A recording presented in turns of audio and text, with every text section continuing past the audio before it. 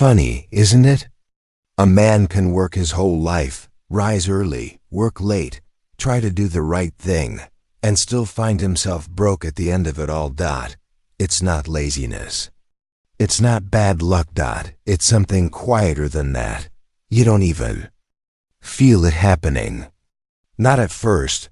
You just drift, one decision here, one habit there, a few years of doing what everyone else does, thinking how everyone else thinks, and then one day you look up, and there's no freedom in your future, only more of the same.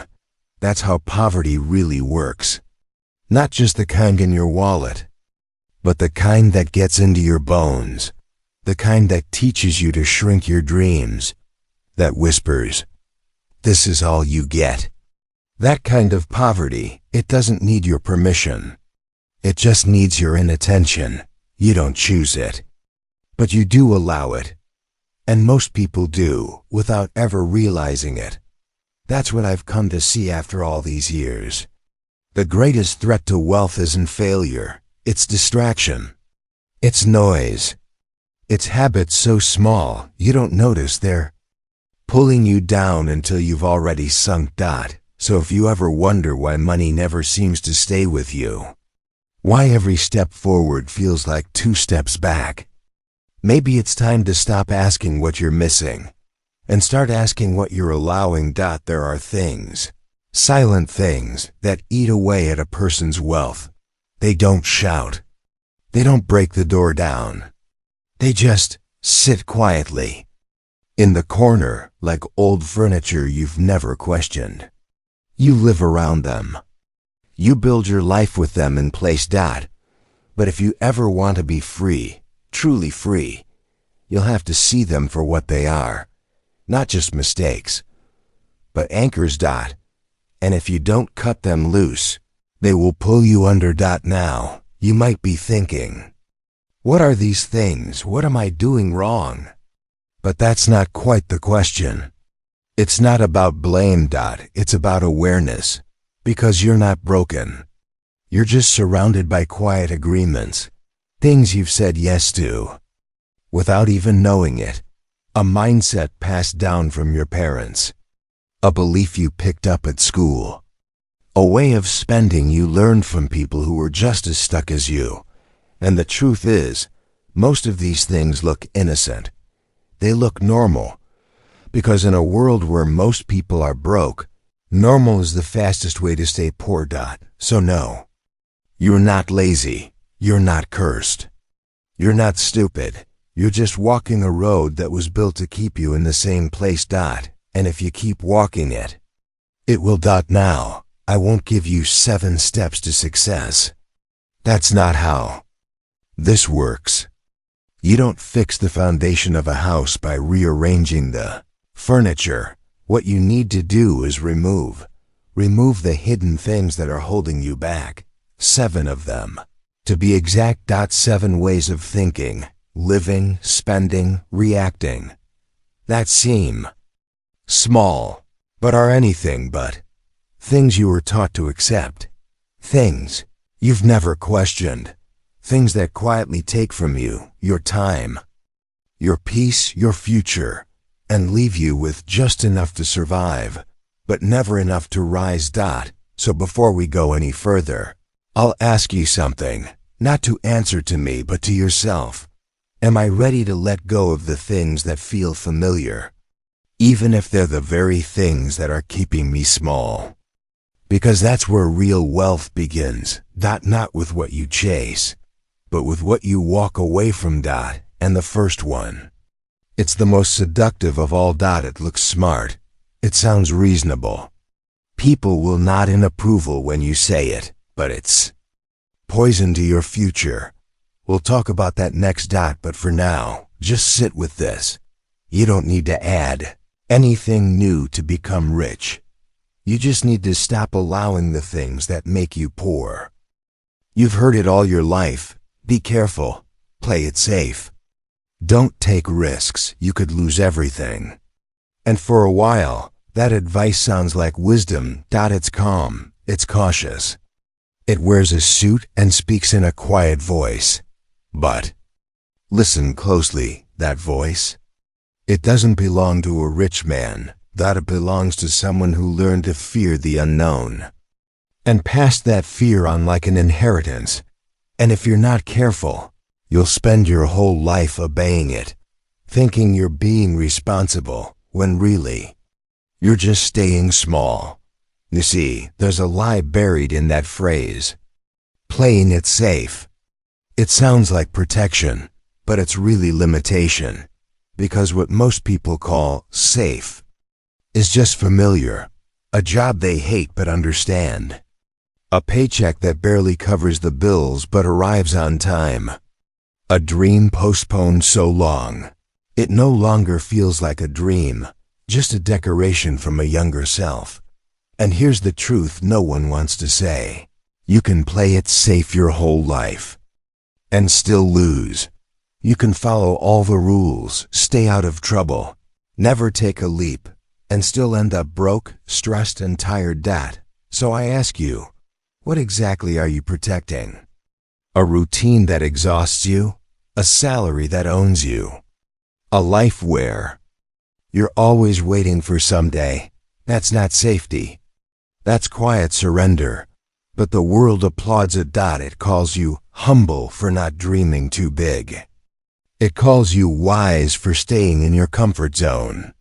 It calls you mature for lowering your expectations. But let me tell you what I've seen.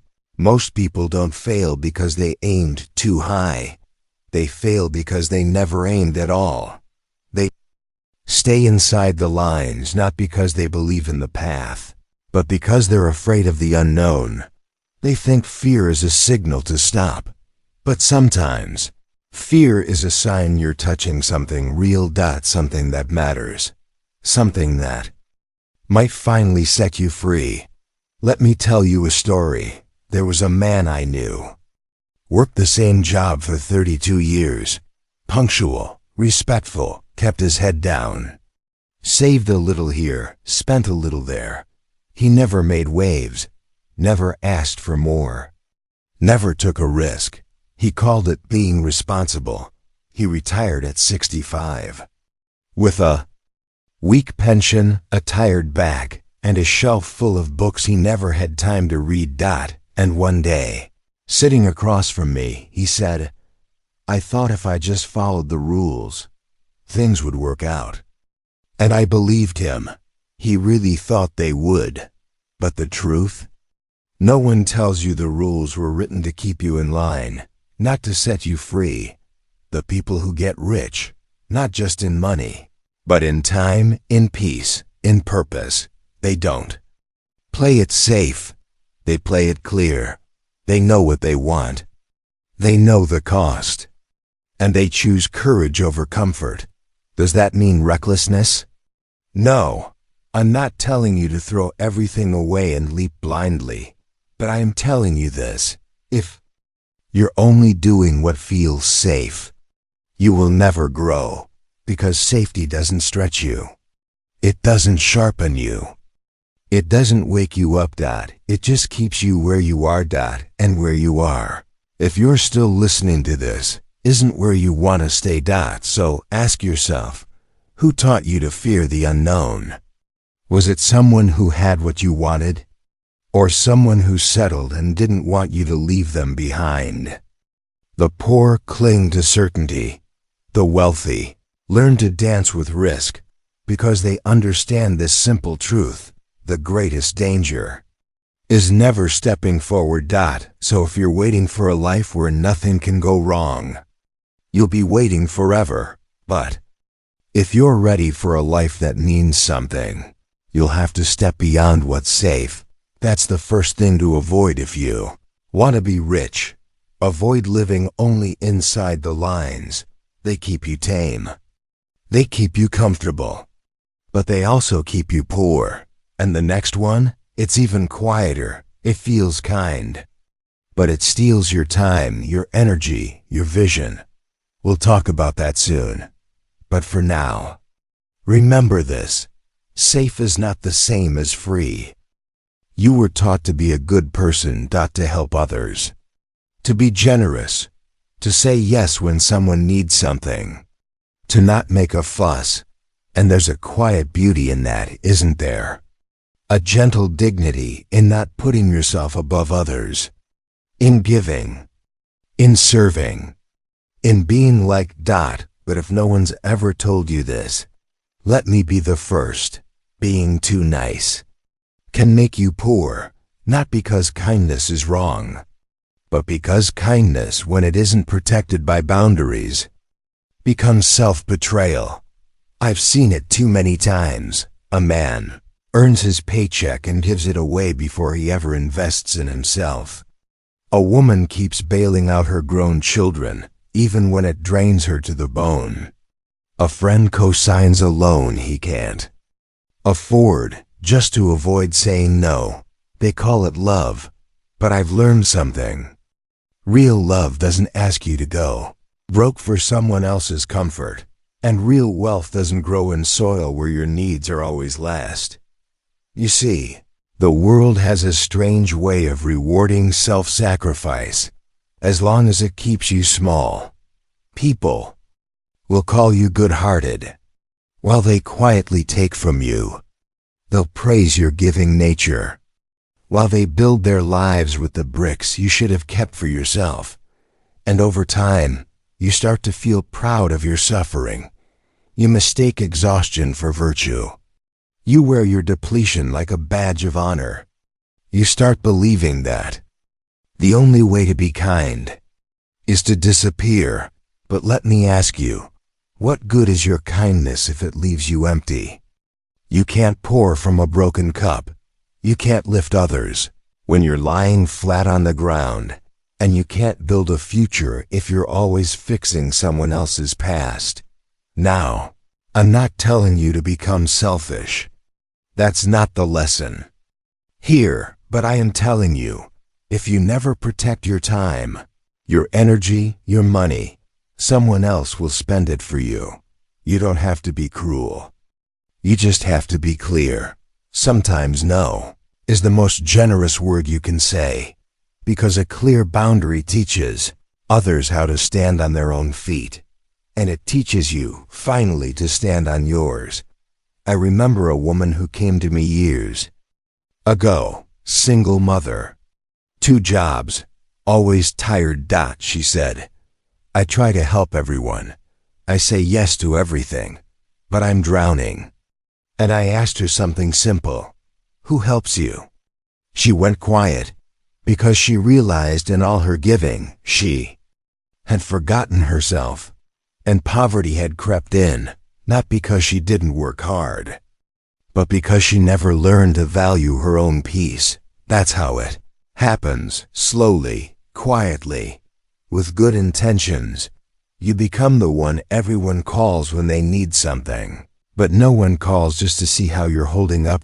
And you tell yourself that's what love looks like. But I'll tell you what love looks like. It looks like honoring your limits. It looks like building a life you don't have to escape from. It looks like choosing your future over someone else's comfort. You want to be rich? Then avoid being so nice that you forget who you are. Avoid the guilt that comes with choosing yourself. Avoid the praise that feels good but costs too much. Because poverty isn't always caused by greed or laziness. Sometimes it's caused by giving too much to people who never learn to give back. So I'll leave you with this. Your time is precious. Your energy is sacred. Your money is limited. Treat them that way. The people who truly love you will understand. And the ones who don't? Well, maybe they loved what you gave more than who you are. Let that truth settle. And when you're ready, we'll talk about the next silent habit that keeps people poor.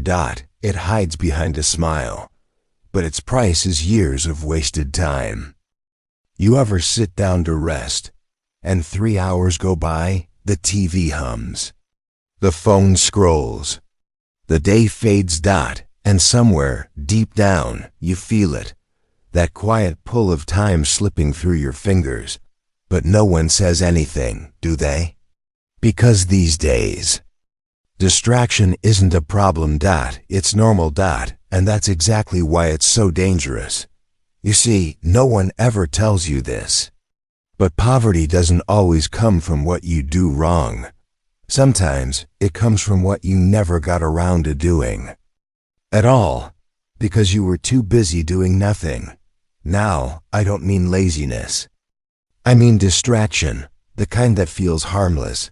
Checking your phone every 10 minutes, bouncing from one video to the next, chasing one idea after another, never staying with anything long enough for it to grow. Your days feel full, but your life feels empty. You're tired. But from what? It's like trying to fill a well with a teaspoon. You move all day, but nothing adds up. And the most dangerous part? It feels just productive enough to silence your guilt. You tell yourself, you'll get to it tomorrow. You just need to unwind. You're too tired today, too busy, too overwhelmed. And then one day, you look back and realize you were never really too busy. You were just scattered, and you paid for it in years. Let me tell you something I've learned. The poor don't lack time. They lack direction. Because when you don't decide what matters, the world decides for you. And the world is loud. It will drown you in other people's opinions, other people's emergencies, other people's dreams. You'll become a full-time audience to someone else's show, and you won't even know it's happening. You'll think, this is just how life is. But it's not. It's just how life feels when you stop being the one steering the ship. You wake up in the morning, reach for the phone, and before you've even breathed your own thoughts, you're swimming in someone else's noise. That noise steals your morning. Then your energy. Then your vision. And without vision, wealth has nowhere to go. Because money doesn't follow motion. It follows clarity. If you don't know where you're headed, you'll spend your whole life circling the same block. You'll start things and never finish. You'll learn things and never apply. You'll dream, but you'll never build. And eventually, you'll convince yourself that you're just not the kind of person who gets ahead. But that's not true. You're just distracted. And distraction is expensive. More expensive than failure. Failure teaches you. Failure shapes you. Distraction just drains you, and it never sends a bill until the cost is too high to ignore. So if you want to be rich, you must learn to protect your attention like it's gold, because it is. That's where every idea begins. Every habit is formed. Every decision is made. You want a better future? Then stop letting your present be stolen by noise. Wake up and ask yourself, what is today for? And if you don't have an answer, the world will hand you one. Usually something that benefits them, not you. I'm not saying you need to be busy all the time. No. But you do need to be intentional. Because here's the quiet truth. What you allow in your mind eventually shapes your life. So guard it. Choose your inputs like you choose your friends. Turn down the volume of the world until you can hear your own voice again. There's clarity there. And in that clarity, there's wealth. Not just money, but peace, direction, momentum. And when you have that, the rest begins to follow. Now, the next thing to avoid, it's a little sneakier because it wears a mask of responsibility, a mask of survival, even a mask of logic. But behind that mask is one of the oldest traps of all. It keeps you working hard, but always for someone else's dream. We'll talk about that soon. But for now, sit with this. A distracted mind will never build a focused life. And a focused life is the beginning of freedom. You wake up, you get dressed, you go to work, You trade your hours for a paycheck and hope it's enough. Most people do this their whole lives. It's all they've known. It's all they've been taught. Work hard, they say. Put your head down. Be grateful for the job, and you are. Grateful, obedient, hopeful, but still, you're broke. Or close to it. And the harder you work, the more tired you become, not just in body, but in spirit. You begin to wonder, is this really what life is supposed to be? Let me tell you something I wish someone had told me sooner. There's a difference between working hard and building wealth. They are not the same. The world is full of people who work harder than anyone, and yet, at the end of their life, have nothing to show for it but calloused hands and unpaid bills. That's not laziness. That's not failure. That's programming. You were taught to be a worker, to follow orders, to wait for a raise, to hope for a promotion, to stay put.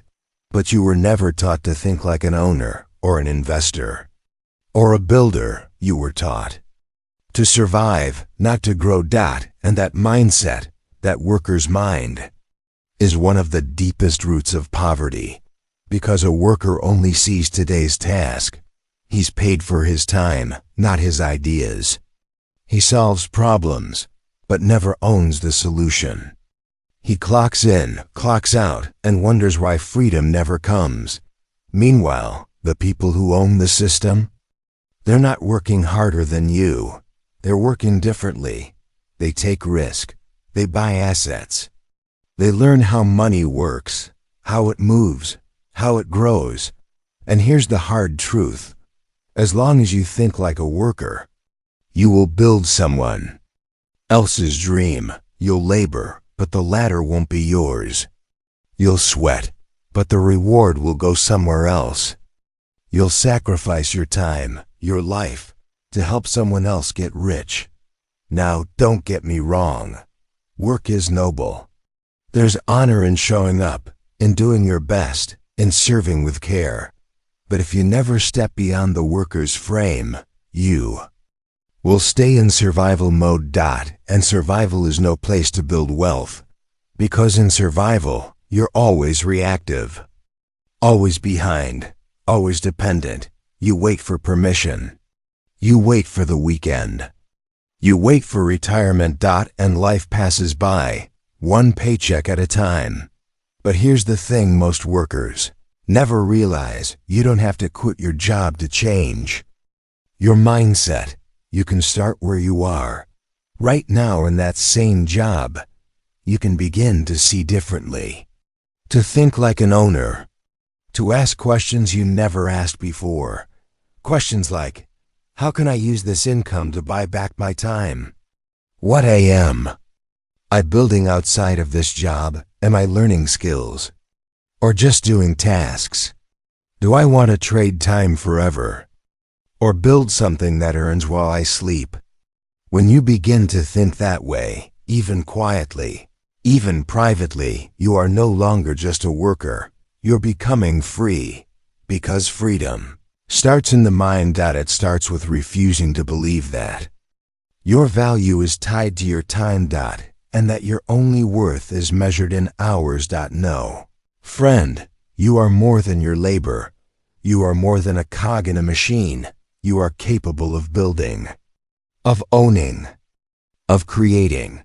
But only if you let go of the belief that working harder will eventually save you. It won't. Not if you stay in the same system. Not if you think the same thoughts. Not if you keep waiting for someone else to tell you it's okay to want more. So let me be the one to say it. It's okay to want more. More time, more freedom, more life. But you won't get it by staying in the same pattern. You must step out of the worker's mind, or you will always be tired and never free. Now the next thing, it's connected, because even when people begin to think bigger, there's something else that pulls them back, a belief so noble. It sounds right. But it keeps them small. We'll talk about that soon. For now, remember this. You were not born just to punch a clock. You were born to build something that lasts, even after you've stopped working for it. Somewhere along the way, someone told you, money isn't everything. Money can't buy happiness. It's not about the money, just be a good person. And you believed them, because it sounded true, it sounded noble. It sounded like something a kind, grounded, humble person would say. So you said it too. You nodded along. You kept your head down and tried not to care too much about getting rich. But let me ask you something. Quietly, gently, how's that working out for you? Because behind all those humble words, I see the stress, the tight budgets, the delayed dreams, the quiet resentment when the bills pile up and the money runs out. And deep down, even if you won't say it out loud, you know the truth. Money may not be everything. But when you don't have it, it becomes everything. It decides what you eat, where you live, what kind of future your children inherit, how much peace you get to feel at the end of the day. So, let me say this to you now, as someone who has lived long enough to see both sides. The idea that money doesn't matter is one of the most dangerous lies ever told to good people, because it convinces them to stay small. To feel guilty for wanting more, to feel selfish for building wealth, to feel ashamed for dreaming beyond survival. And do you know who benefits from that? Not you, but the people who already have enough.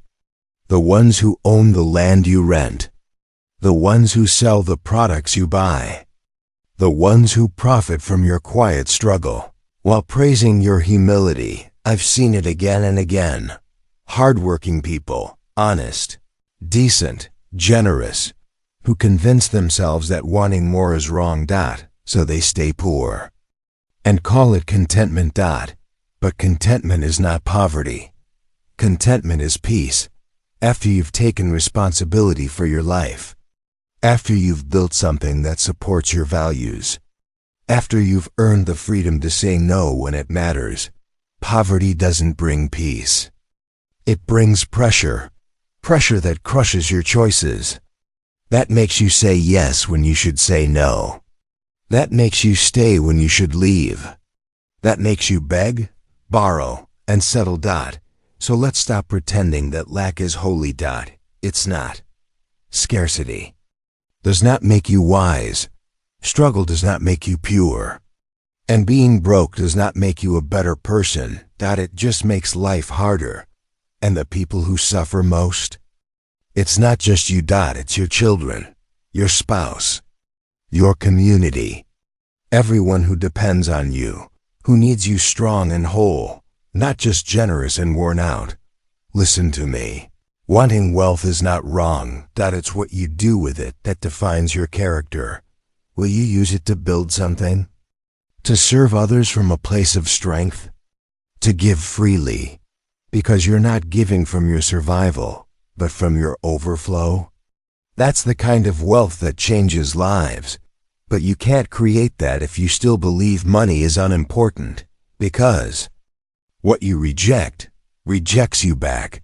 If you think money is dirty, if you think money is evil, if you think rich people are all greedy, then deep down, you'll never let yourself become one of them. Even if you try, you'll sabotage. You'll delay. You'll shrink every time something starts to grow, because part of you still believes that staying poor makes you good. But let me ask you this. What if wealth just reveals who you are? What if money, like a tool, only magnifies the hands that hold it? If you're kind now, you'll be kind with money. If you're generous now, you'll be generous with more. If you're wise now, wealth will help you go further, faster. So stop fearing it. Stop rejecting it. Stop pretending that needing less makes you more worthy. You are already worthy. Now become equipped. Because without resources, even the best intentions struggle to grow. Next thing we'll talk about. It touches something deep. It's not about money at all, but about shame. And how carrying the past, silently, secretly, can keep you poor no matter how hard you try to move forward. We'll talk about that soon, but for now sit with this. Wanting more doesn't make you greedy. It makes you ready. Some burdens don't make noise. They don't cry out or demand attention. They just settle in, quietly, like dust on the shelves of your mind. And after a while, you stop noticing them. You just feel heavy, tired, even when you've rested. Stuck, even when you're moving. That's what shame does. It doesn't always shout. Sometimes it whispers, "You're not good enough. You always mess things up. You don't deserve more than this." And if you're not careful, you start building your life around that voice, not realizing it's not even yours. Maybe it started with something you did, or something done to you. Maybe it was the way your father looked at you when you failed. Maybe it was your mother's silence when you needed encouragement. Maybe it was a debt you couldn't pay, or a dream you gave up too soon. Whatever it was, you never really let it go. You moved on, but it moved with you. And now, every time you try to rise, to speak up, to start something, to believe in yourself, that old feeling pulls at your ankle. Who do you think you are? That's the question shame keeps asking. And if you don't answer it with truth, it will answer for you. With limitation, you'll stay in the background. You'll hide behind realistic goals. You'll settle for just enough, not because that's all you want, but because deep down, you don't believe you're allowed more. That's the invisible cost of shame. It doesn't just hurt your heart. It robs your future. Because when you believe you're broken, or unworthy, or too far gone, you stop investing in yourself. You stop trying. You stop dreaming out loud. And you call it being humble, when really you're just afraid of being seen. But here's the quiet truth, the one no one tells you. You don't have to stay small just because something in your past made you feel that way. You are not your mistakes. You are not your upbringing. You are not the worst thing you've done, or the worst thing done to you. More than that. And you don't owe your future to your past. You owe it to the part of you that still believes, still hopes, even if only a little, that things can be different. Let me tell you something I've learned. Poor people don't just lack money. They often carry wounds no one ever helped them name. Wounds that say, don't ask for too much. Don't stand out. Don't expect too much good to come your way. It never does. But just because that's what you were told doesn't mean it's the truth. You get to rewrite the story. You get to say, yes, that happened, but it doesn't define me. Yes, I failed, but I'm still worthy of another chance. Yes, I've carried this pain, but I'm laying it down now. Because you can't build wealth while dragging shame behind you. You'll block opportunities. You'll reject support. You'll avoid success. Not because you don't want it, but because deep down, you believe it's not yours to have. And I'm here to tell you gently, quietly, it is. But you have to choose to see yourself differently, not as someone who's always behind, but as someone who's rising, day by day. And yes, it may take time. You may have to unlearn years of quiet suffering. But healing isn't a straight line. It's a decision, made again and again, to stop letting the past write your future. So, if you feel that heaviness, if you recognize that voice, pause. Breathe. And remind yourself, you are not your shame. You are not your struggle. You are the one who gets to turn the page. In the next part, we'll talk about something that feeds that shame, something you might not even know you're doing. It seems innocent. It even feels productive, but it keeps you looking outward instead of building inward. We'll talk about that soon. But for now, let this truth land softly. The weight you carry can be set down. And once you do, your hands will finally be free to build. You want to know one of the fastest ways to kill your joy? Comparison. It doesn't even need to be loud. Just a glance at someone else's success, a scroll through their highlight reel, a whisper in your mind that says, they're younger than you and already ahead. She just bought a house. What do you have? Look at how he talks, confident, in control. Why aren't you like that, and just like that? You forget your own path.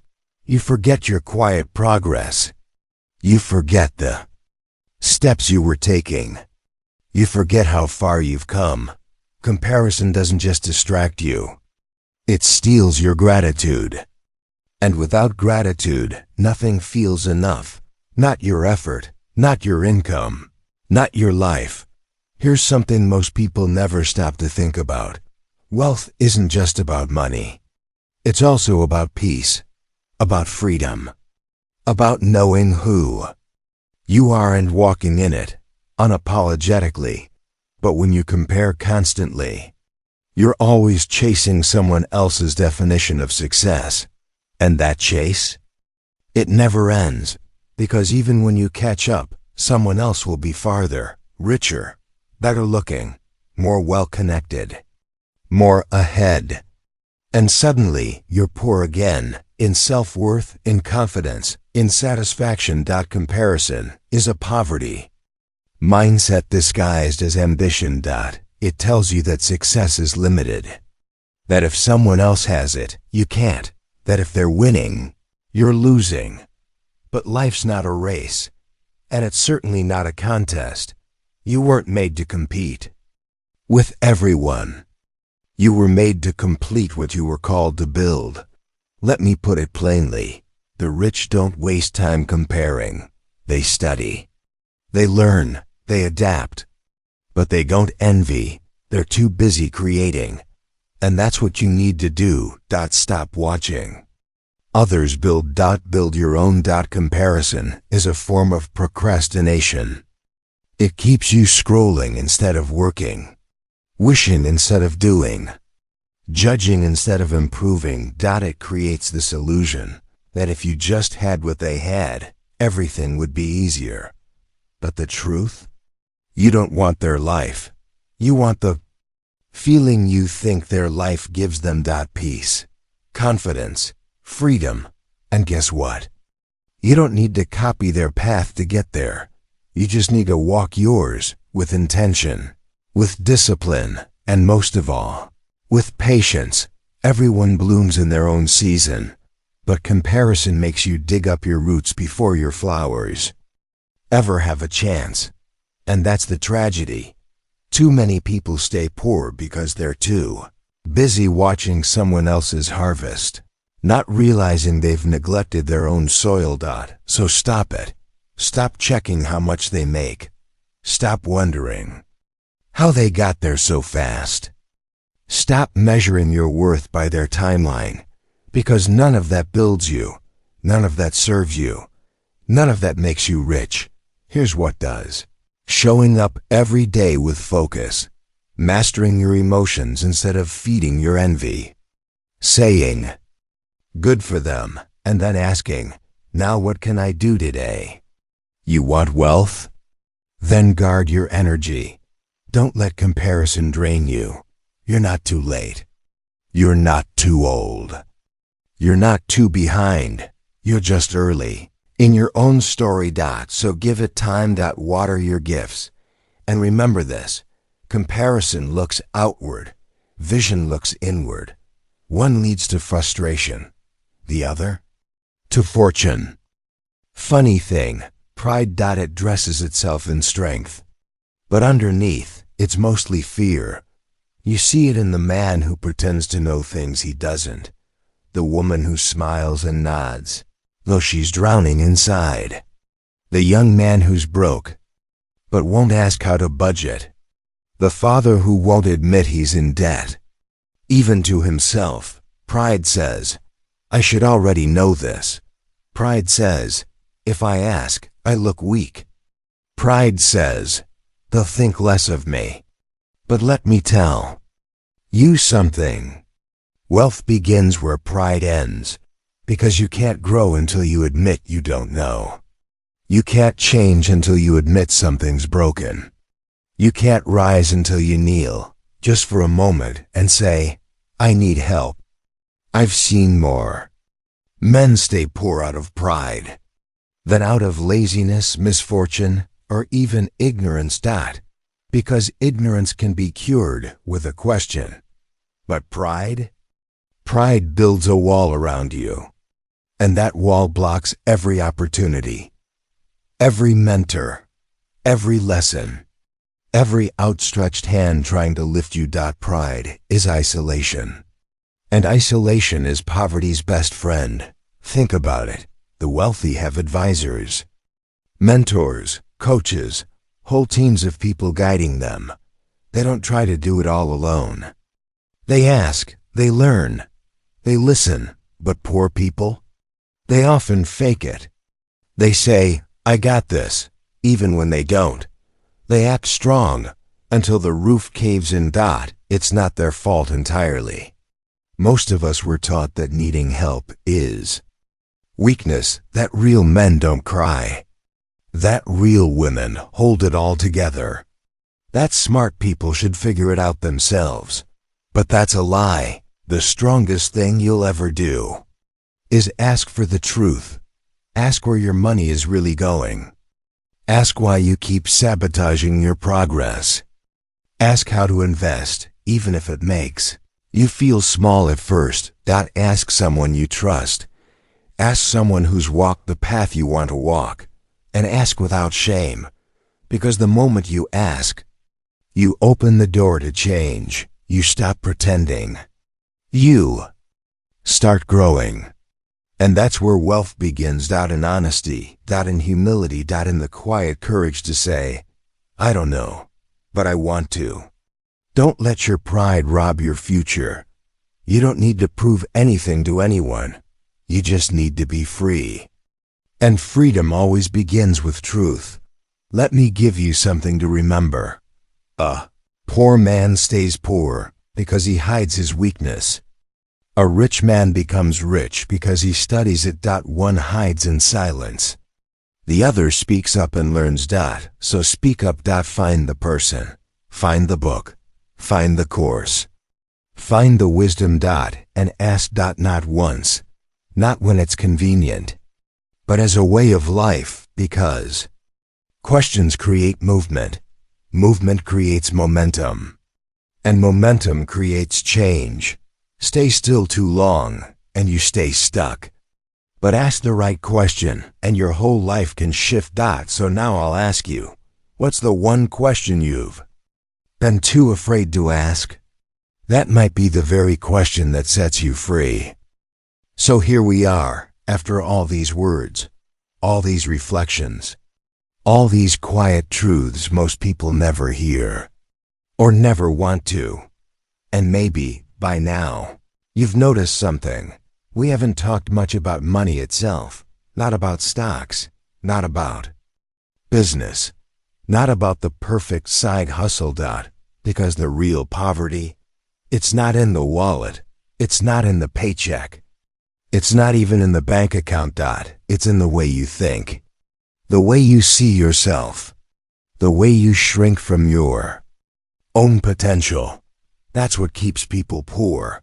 The habits that feel harmless, the little thoughts that pass unchecked, the fears that dress up as excuses. We call them normal.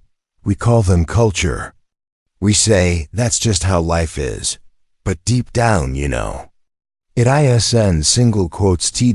Something inside you has always known. That's why you're still listening. Because there's a part of you, buried under the noise, that knows you were made for more. Not just more money, more clarity, more peace, more truth. And truth is where all real wealth begins. Not the kind of wealth you flash to impress, but the kind you feel, steady, strong, rooted. That's the wealth worth chasing. And it doesn't come loud. It comes slowly, like an old friend returning. Like a fog lifting. It comes when you stop blaming and start seeing.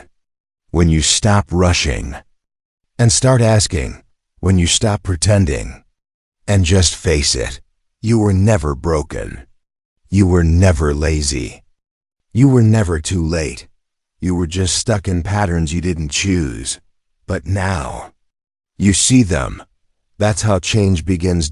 So don't worry about being perfect. Don't try to fix everything at once. Just begin. Begin where you are.